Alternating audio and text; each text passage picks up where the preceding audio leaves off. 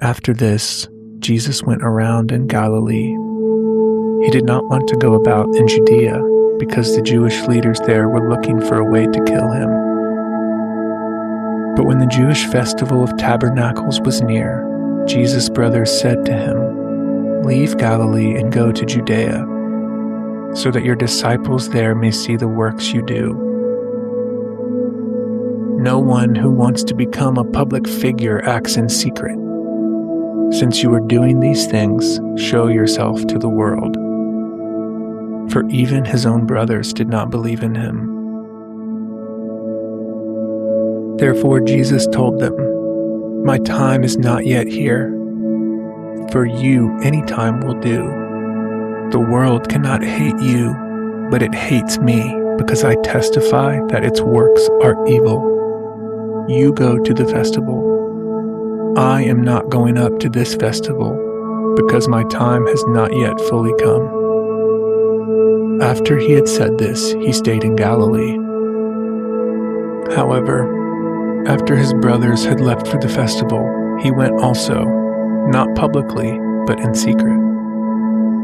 Now at the festival, the Jewish leaders were watching for Jesus and asking, "Where is he?" Among the crowds, there was a widespread whispering about him. Some said, "He is a good man." Others replied, "No, he deceives people." But no one would say anything publicly about him for fear of the leaders. Not until halfway through the festival did Jesus go up to the temple courts and begin to teach. The Jews there were amazed and asked, "How did this man get such learning without having been taught?" Jesus answered, "My teaching is not my own. It comes from the one who sent me. Anyone who chooses to do the will of God will find out whether my teaching comes from God or whether I speak on my own. Whoever speaks on their own does so to gain personal glory, but he who seeks the glory of the one who sent him is a man of truth. There is nothing false about him. Has not Moses given you the law? Yet not one of you keeps the law. Why are you trying to kill me?" "You are demon-possessed," the crowd answered. "Who is trying to kill you?" Jesus said to them, "I did one miracle, and you all are amazed.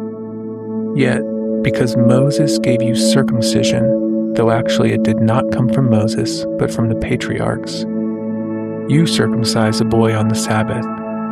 Now, if a boy can be circumcised on the Sabbath so that the law of Moses may not be broken, why are you angry with me for healing a man's whole body on the Sabbath? Stop judging by mere appearances, but instead judge correctly." At that point, some of the people of Jerusalem began to ask, "Isn't this the man they are trying to kill? Here he is, speaking publicly, and they are not saying a word to him. Have the authorities really concluded that he is the Messiah? But we know where this man is from. When the Messiah comes, no one will know where he is from." Then Jesus, still teaching in the temple courts, cried out, "Yes, you know me, and you know where I am from. I am not here on my own authority, but he who sent me is true. You do not know him, but I know him because I am from him, and he sent me." At this they tried to seize him, but no one laid a hand on him because his hour had not yet come. Still, many in the crowd believed in him. They said, "When the Messiah comes, will he perform more signs than this man?" The Pharisees heard the crowd whispering such things about him. Then the chief priests and the Pharisees sent temple guards to arrest him. Jesus said, "I am with you only for a short time, and then I am going to the one who sent me. You will look for me, but you will not find me, and where I am, you cannot come." Then the Jews said to one another, "Where does this man intend to go that we cannot find him?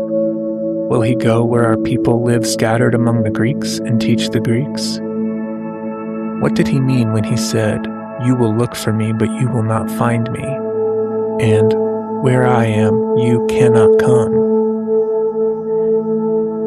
On the last and greatest day of the festival, Jesus stood and said in a loud voice, "Let anyone who is thirsty come to me and drink.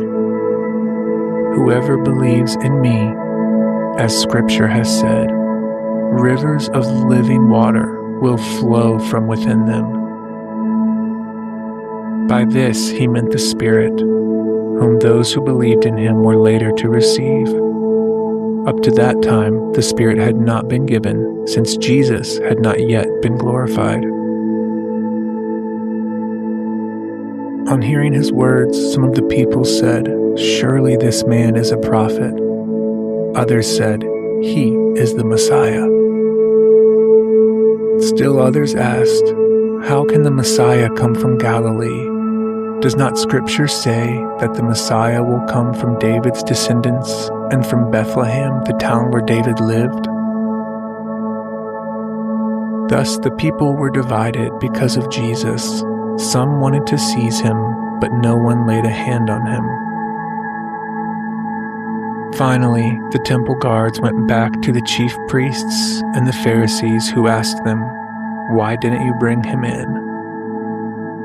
"No one ever spoke the way this man does," the guards replied. "You mean he has deceived you also?" the Pharisees retorted. "Have any of the rulers or of the Pharisees believed in him? No. But this mob that knows nothing of the law, there is a curse on them."